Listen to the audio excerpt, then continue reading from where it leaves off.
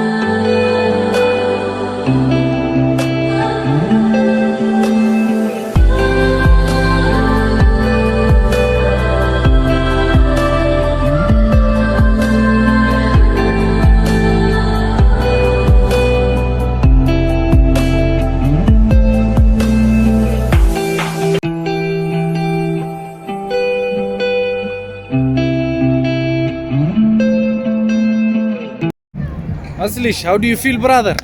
I'm feeling so cool bro. وقت في عما سoo qaatay wadnaanta koowaad oo iskale master cameraman oo ilaa maanta inta la socday galab baan soo bilaabanay haddana waa waqti waxaan leenahay haddii aad ku cusubkahay channelkayga please subscribe noo saar noona share gareey si uu asxaabtaada kala gaaro wixii kale ku soo gudbin karno ama Addis Ababa ama meelaha ka baxsan qaybta commentiga nala wadaagsa